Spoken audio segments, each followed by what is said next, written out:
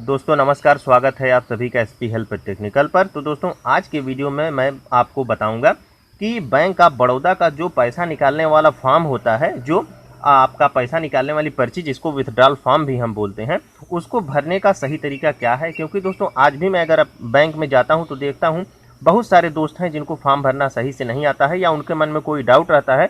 तो बैंक में काफ़ी ब्रोकर या दलाल लोग लगे रहते हैं, उनको वो 10-10 रुपये 20-20 रुपये देते हैं केवल फॉर्म भरने के लिए। तो आप बिल्कुल टेंशन मत लीजिए। आज का वीडियो हमारे उन दोस्तों के लिए है कि मान लीजिए आपको अगर फॉर्म भरना नहीं आता है बैंक ऑफ बड़ौदा का पैसा निकालने वाला, या आपके मन में कोई डाउट है कि यहाँ कैसे करें, यहाँ से कोई दिक्कत तो नहीं हो जाएगी। तो जिनके मन में डाउट है अच्छे से आप समझ जाएंगे कि आपको बैंक ऑफ बड़ौदा का पैसा निकालने वाला फॉर्म यानी विथड्रॉल फॉर्म पर्ची को कैसे भरा जाता है। ठीक है ना दोस्तों। तो चलिए मैं आपको एकदम बेसिक तरीके से हर चीज़ समझा देता हूँ, और मैं पहले से भर के आया हूँ जिससे आपका टाइम खराब ना हो।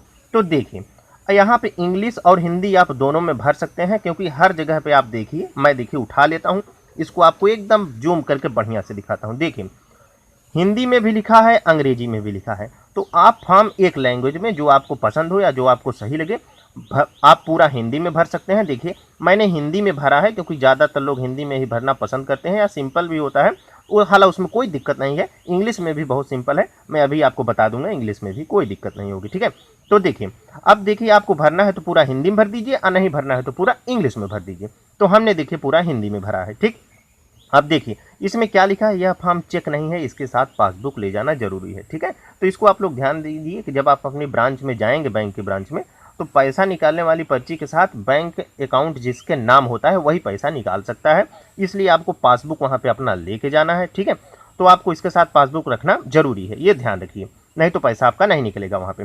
तो अब देखिए आपको इसके साथ पासबुक ले जाना है। अब देखिए फॉर्म में यहाँ पे क्या लिखा है, शाखा, मतलब जो आपकी ब्रांच है, आप अपने बैंक में गए तो उस ब्रांच की लोकेशन के आधार पे उसका कुछ नाम होता है ब्रांच का। जैसे हमारा क्या है, एसडी रोड, किसी रोड के नाम पे, किसी मोहल्ले के नाम पे सेवा बाजार हो गया, आपका रामगढ़ मार्केट हो गया, चौक बाजार हो गया, कुछ इस प्रकार से जो भी लोकेशन का नाम हो। तो अगर आपको नहीं मालूम है तो आप अपने पासबुक के पहले पेज में देखिए, वहाँ पे ब्रांच का नाम लिखा है। तो अकाउंट नंबर हो गया आपका, ब्रांच अकाउंट होल्डर का नाम, खाते धारक का नाम, जो भी सारी चीज़ें हैं डिटेल पासबुक में रहती है। आपको याद नहीं है, मालूम नहीं है, तो आप उसके पासबुक के पहले पेज को खोल के देखिए, पहले पन्ने को, सब आपको उसमें मिल जाएगा। तो शाखा का नाम हमने लिख दिया। ठीक। आपकी जो शाखा का नाम है उसको लिख दीजिए। यहाँ पे अपने बैंक अकाउंट का पूरा अकाउंट नंबर लिख दीजिए। ठीक है। आराम से एकदम सिंपल से, कट पीट नहीं होना चाहिए। अब देखिए यहाँ पे डेट देख लीजिए। देखिए डेट डालने के भी लिए देखिए, मान लीजिए आपके मन में डाउट हो तो डेट डालने का दो तरीका होता है। ठीक है। पहले आप यहाँ पे देखिए, तो यहाँ पे आपको क्या डालना है, कौन सा दिन है। ठीक है। मतलब महीने का कौन सा दिन है, मतलब 25वां दिन है तो 25 तारीख डाला। आपका महीना कौन से चल रहा है इसको बीच में डालेंगे, और उसके बाद आपका वर्ष कौन से चल रहा है। देखिए 20 यहाँ पे पहले से लिखा रहता है, 21 चल रहा है तो 21 लिखे, 22 चल रहा है तो 22 यहाँ पे लिख दीजिए। ठीक है। 20 केवल यहाँ पे पहले से लिखा रहता है। ठीक है। तो मान लीजिए हमारा क्या है, 25 तारीख है, 7वां महीना है, तो 25 तारीख 7वां महीना है, और 2000, यहाँ 20 पहले से था, 21 चल रहा है तो 2021। अब देखिए डेट भरने के दो तरीके होते हैं, आपके मन में डाउट ना रहे इसलिए मैं क्लियर कर रहा हूँ। कई लोग देखिए डैश करके लगाते हैं ऐसे, 25 प्लस उसके बाद डैश, फिर किया, फिर डैश के बाद ये जो है ऐसे डेट भरते हैं। अब कुछ लोग देखिए ऐसे जो है तिरछा डंडा जैसा खींचते हैं। ठीक है। चलिए मैं आपको स्क्रीन में दिखा देता हूँ। देखिए तो कुछ इस प्रकार से आप दोनों ही प्रकार से डेट भर सकते हैं, उसमें कोई दिक्कत नहीं है। बस ये यहाँ रखें कि यहाँ पे आपका रहेगा क्या, महीने का कौन सा दिन है यानी कौन सा तारीख है, और उसके बाद कौन सा महीनवा चल रहा है और कौन सा वर्ष चल रहा है। ठीक है। इस हिसाब से आप चाहे डैश डैश लगा के बीच में भर दीजिए, और चाहे तिरछा तिरछा डंडा लगा के भर दीजिए, कोई प्रॉब्लम नहीं। ठीक है। अब देखिए यहाँ पे क्या है, मुझे पे सेल्फ। अब देखिए इसको भरना कोई ज़रूरी नहीं है। ठीक है। मैं इसलिए बता रहा हूँ कि कौन सी चीज़ कंपलसरी है, मतलब आप कौन सी चीज़ आपको भरना ही पड़ेगा। ठीक है। तो यहाँ पे मुझे सेल्फ, क्योंकि पैसा आप अपने अकाउंट से निकाल रहे हैं तो आपको पैसा देगा बैंक, तो आपको अपना नाम यहाँ पे लिख देना है। यहाँ पे नहीं भी लिखेंगे तब भी कोई दिक्कत नहीं है। ठीक है। क्योंकि पैसा वही निकालेगा जिसका अकाउंट है, और उसका नाम यहाँ पे लिखा ही जाएगा। तो इसको मुझे पे सेल्फ में अगर आप अपना नाम नहीं भी लिखेंगे तो भी कोई दिक्कत नहीं है। ठीक है। और आप मुझ पे सेल्फ में साइन भी लगा सकते हैं। ठीक है। सही वाला मार्क भी लगा सकते हैं। तो यहाँ सही मार्क लगाएं तो और नाम यहाँ पे लिखें तो कोई दिक्कत नहीं है, आप छोड़ दीजिए इसको। आपको यहाँ पे क्या लिखना है, रुपए। अब आपको कितना पैसा निकालना है। ठीक है। तो देखिए आपको यहाँ पे क्या है, शब्दों में लिखना पड़ता है, ठीक है। अगर आप इंग्लिश में लिख रहे होते तो आपको यहाँ जैसे 5000 निकाल रहे हैं तो इंग्लिश में अगर आपको लिखना होता तो यहाँ पे क्या लिखते हैं 5000 ओनली, ठीक है। आपको ओनली मात्र यहाँ पे लगाना जरूरी है। जैसे देखिए हिंदी में हमने लिखा है 5000, बस इतना आप लिखेंगे तो गलत माना जाएगा, क्योंकि 5000 आप केवल निकाल रहे हैं, तो 5000 मात्र, मात्र लगाना इसलिए जरूरी है क्योंकि जिससे इसके बाद में कोई अपने से लिख ना सके, ठीक है। मान लीजिए 5000 आप मात्र नहीं लिखेंगे तो यहाँ लिख देगा 5100 रुपए, 5500, ठीक है। इसलिए ये इसके लिए यहाँ पे मात्र लिखा जाता है। तो हिंदी में लिखा है तो 5000 मात्र। अब 5000, अब रुपए यहाँ पहले से लिखा है तो कुछ लोग ऐसे भी लिखते हैं 5000 रुपए मात्र। तो अब 1000 के बाद रुपए लिखिए चाहे ना लिखिए कोई दिक्कत नहीं है, लिख भी देंगे तो भी सही है, नहीं भी लिखें तो भी सही है, क्योंकि रुपए यहाँ पहले से लिखा हुआ है। तो हिंदी में 5000 मात्र, और अंग्रेजी में ही लिखते तो आपके लिखते 5000 ओनली, या 5000 रुपीज ओनली, या रुपए की तरह लिखें। अगर रुपया यहाँ पे भी आप लिख देंगे 5000 रुपए मात्र या 5000 मात्र, कोई दिक्कत नहीं, क्योंकि रुपया पहले से लिखा हुआ है।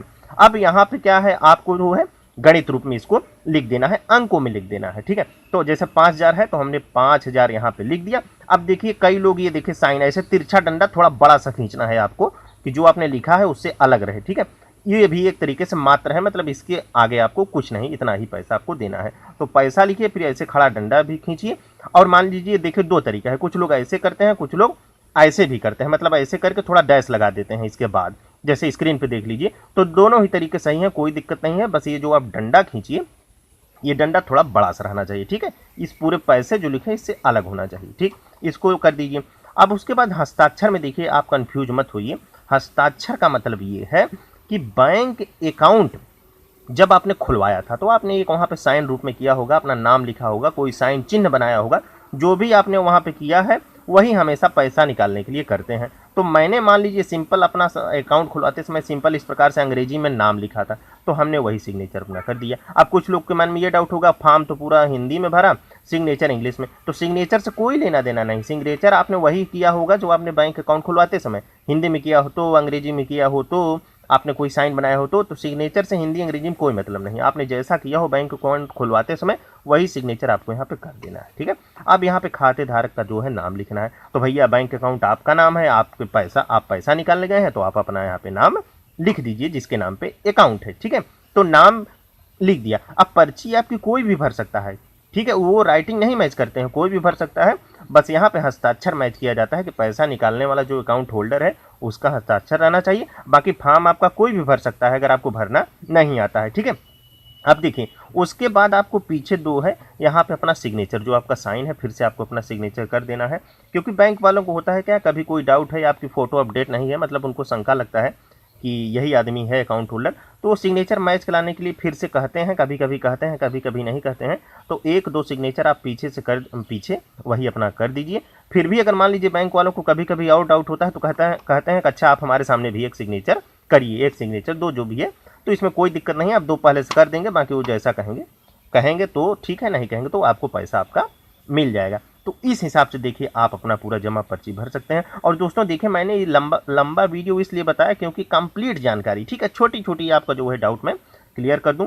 तो बस दोस्तों आशा करता हूं कि आपको आज के बाद इसमें कोई डाउट नहीं रहेगा। वीडियो आपको पसंद आया होगा, अगर वीडियो पसंद आया हो तो लाइक करके कमेंट करके सपोर्ट करिए, कोई सवाल हो तो उसको पूछ सकते हैं।